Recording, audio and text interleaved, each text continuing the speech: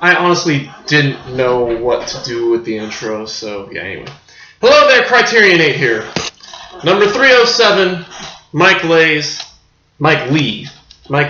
Naked.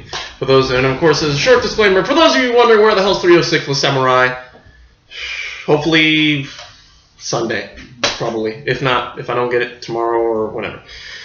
Decided to move on. Anyway. Mike Lee's Naked, 1993, 131 minutes color, so we're going to spoil this one because I feel like it. There's so much to say about this movie. Oh my gosh, it's such a joyous little romp through London. Oh my gosh. Alright, so our titular character, titular character is Johnny, played by Mr. David the Willis, who most people know as what's his name from the guy from Harry Potter. A guy from Harry Potter. I say that like I know who he is too.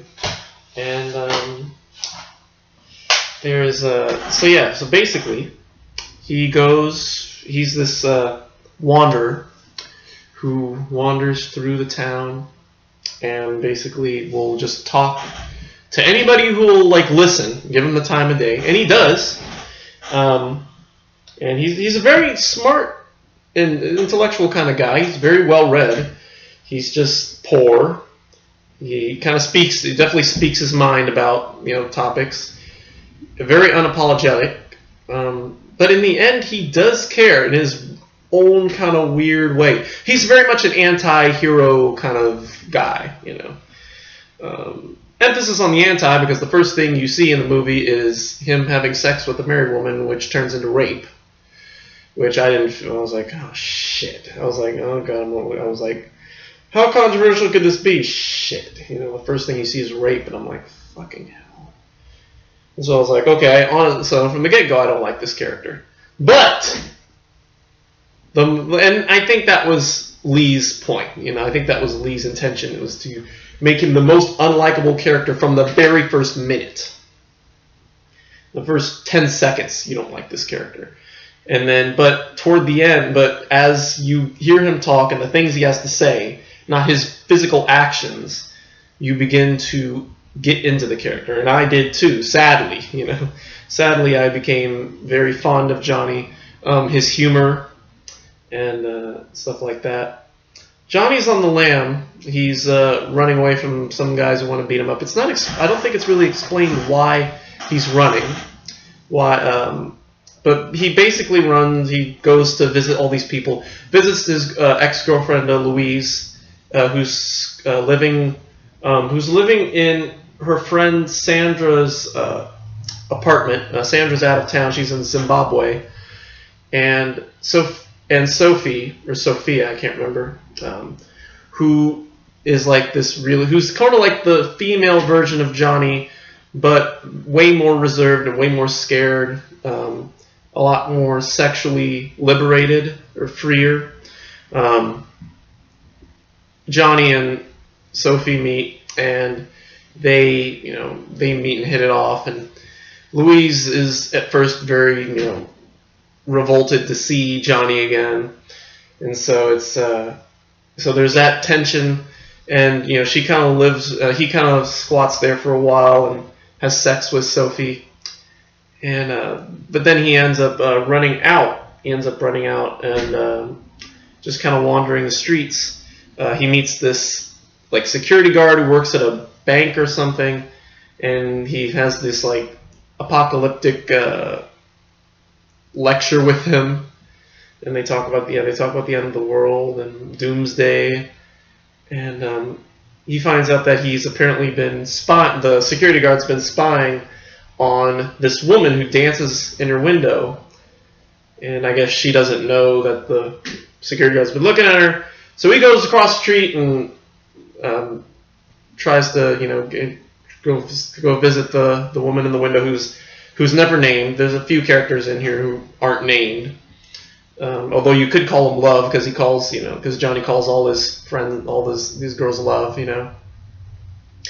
And so he goes to visit the woman, and she's like a lot older than she looks from the window, and so she ends up trying to seduce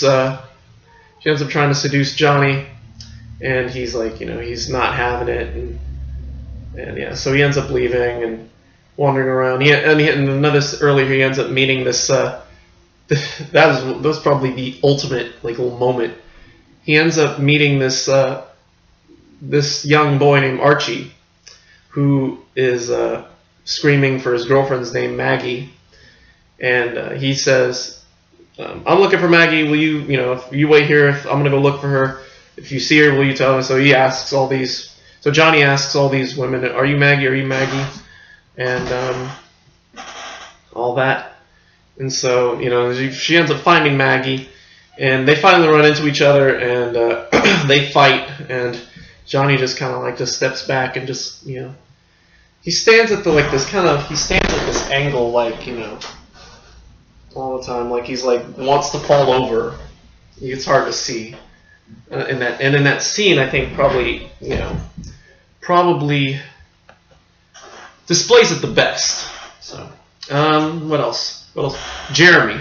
Jeremy is their landlord, Jeremy Smart, I think it's Jeremy G. Smart, who goes by the name Sebastian, starts the last name with a K. Jeremy is extremely psychopathic. He's their landlord. He's into pain. He beats up people and rapes them. He rapes Sophie.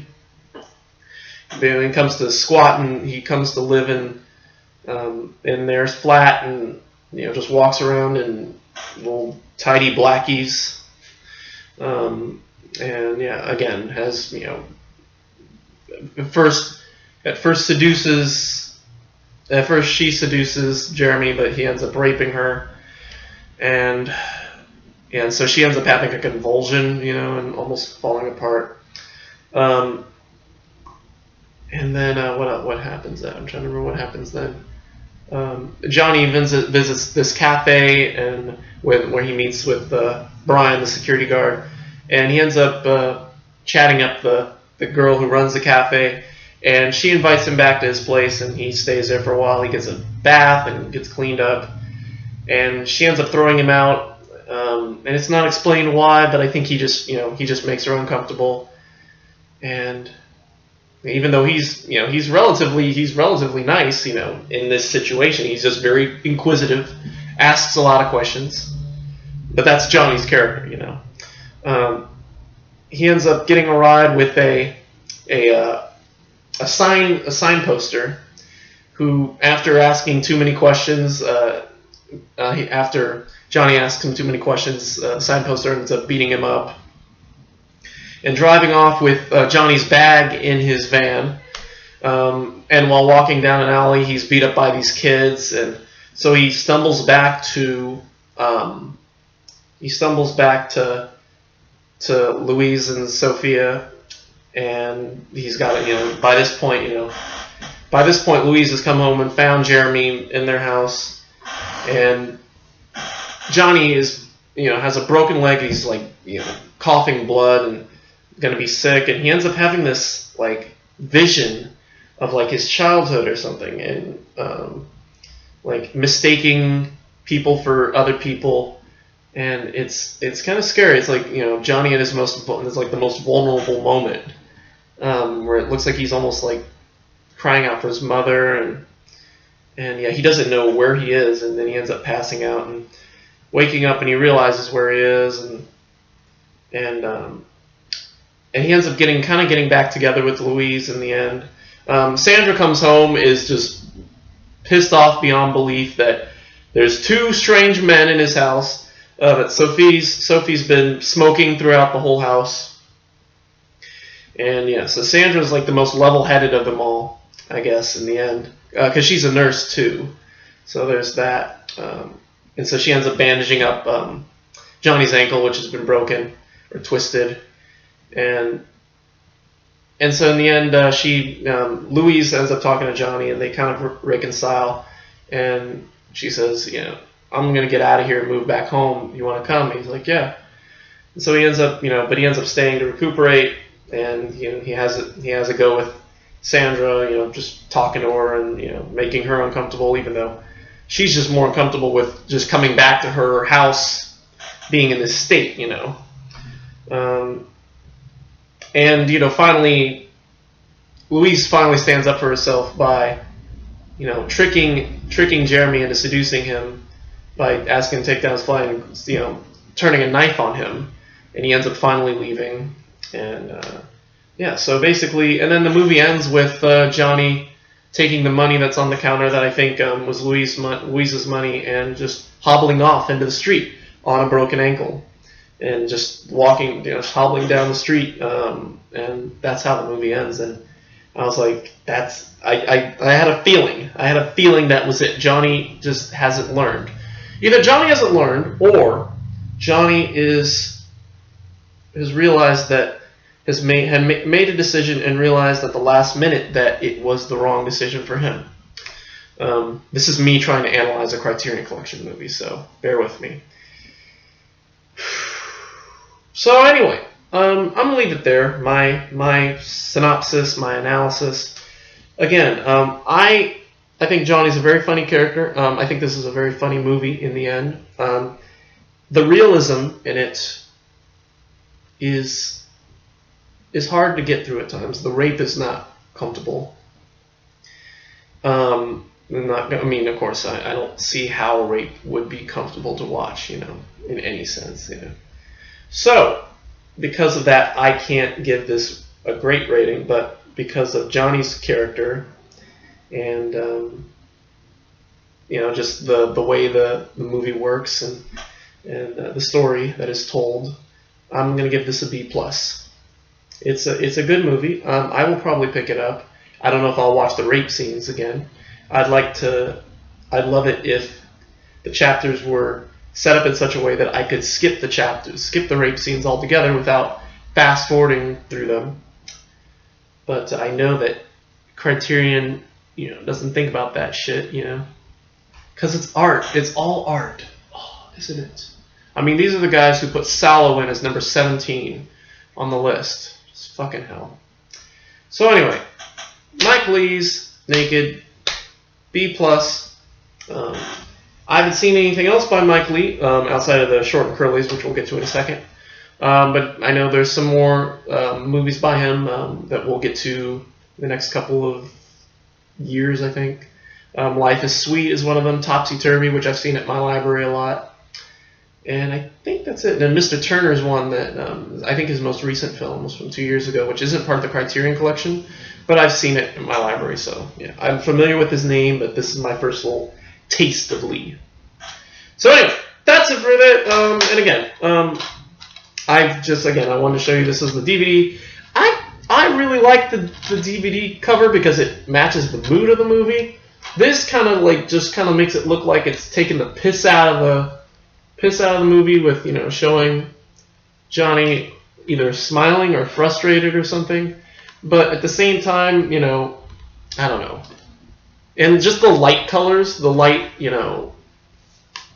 don't know. It just works for me to have this. So I don't know. This might be one instance when I actually pick up the DVD because of the artwork. But yeah, I don't know. And there's no difference. The Blu-ray doesn't have anything new. Doesn't have a new thing. Although, I guess it does have looks like it might have a DTS HD audio soundtrack. So yeah. And I'm curious about the audio commentary, because this was released in 2005, and Catherine Cartledge, who played Sophie, died in 2002. So I'm wondering when they did the soundtrack. I haven't looked it up, and I'm actually curious to look it up now. I'm curious. Just pad out the length of this review. I I wonder if it was released on LaserDisc, because they might have done the commentary for LaserDisc. Let's see here. LaserDisc. Oh, there's no other media or brands. LaserDisc. Let's find out, shall we? So, Naked. No, it was not part of the. Yes, it was. Okay, so it was released as number 234. Number 234 in the Blu-ray. I mean the LaserDisc set series. So they probably did the commentary for that, and that's that. Gosh, thinking about LaserDisc. If I ever get a LaserDisc player, I may consider, if I can find some Criterion collections on LaserDisc, I will totally pick them up and review them and tell you all about it. Because it's an interesting format. I've never seen one of them. I've never seen how it works and all that, but I just love to. So anyway, so that's it for the film. Disc 1 just has the trailer on it and commentary, blah, blah, blah. Other supplements. There's a new interview with director Neil Labute, who directed a movie called In the Company of Men, who's been compared to Lee accused as Lee has been of misogyny. No doubt because of this movie. Obviously there are things about Naked that are very misogynist, but in the end, it's more about the time. It was more about the times. And the actors, the actresses, Leslie Sharp, who played, Louise, has defended the movie, and, kind of blamed it on the time, so there's that. And then there's an episode of a show called The Conversation. There's a BBC program, which is a conversation called the Art Zone, a show called The Art Zone, which is a conversation between Will Self, this author, and Mike Lee, and they just talk about everything. They talk about Naked, but they also talk about these other films like Topsy Turvy, which I think was his most recent film at the time of this this episode. I think it was from 2000, 2002. I can't remember. And then the only other thing is a short film that Mike Lee did in 1987 called The Short and Curlies, which featured Thewlis. I'm going to call him David Thewlis, and it's about this David Thewlis plays this guy who dates this chemist. And he basically, his whole shtick is telling one-liners and jokes and things. And so, thankfully I've got a plethora of bad dad jokes to tell now. What was the best? What's round and angry and very angry? A vicious circle. Oh God. Oh, that's so bad. Oh gosh. Knock knock, who's there? Isabel. Isabel who? Isabel out of order? Or something like that. Hey, enough of the dad jokes, enough of Naked. Good stuff. B+. I'm going to pick this one up, although, again, I may pick up the DVD. I don't know. Just because I really like that cover. But I don't know. Blu-ray, again, Blu-ray in the end is, the menu. The menu is kind of cool, so I don't know. Just we'll see. So that's it for today. Again, so tomorrow I don't know what we're doing tomorrow. I don't know if we're doing anything tomorrow. It depends on what happens when I get to work tomorrow. It depends on which DVD I'm getting, DVD or Blu-ray I'll be getting next. So La Samurai again is on its way. If it comes tomorrow, we will do it tomorrow. If it doesn't come tomorrow, then okay. So here's my thing. So I am waiting on two movies right now, or at least two movies. La Samurai and Ugetsu. I have Masculine Feminine. Masculine Feminine is sitting in the other room. I forgot to grab it. And so the plan is, if I don't have I'm thinking what's going to happen is if I get La Samurai tomorrow, then we will do the La Samurai tomorrow, and we'll do Masculine Feminine on Wednesday. If I get Ugetsu tomorrow, then we will do Masculine Feminine tomorrow and Ugetsu on Wednesday. If I don't get either La Samurai or Ugetsu tomorrow, then we will do probably Masculine Feminine tomorrow or Wednesday, and one of those days we'll take off, and then we won't have another review until Sunday. So we'll have at least one more review this week, although I don't know what it's going to be right now. Knowing my library, it's probably going to be Masculine Feminine, and again, it'll be either tomorrow or Wednesday. So that being said, and again, I've ordered the Rebel Samurai set. Names I can never remember. What were they called? See, there's one I can never remember. It's I think one of them's Kobayashi, and I can't remember the name of it. I'm gonna find out what it is. So I'm curious because I can't remember and I want to know.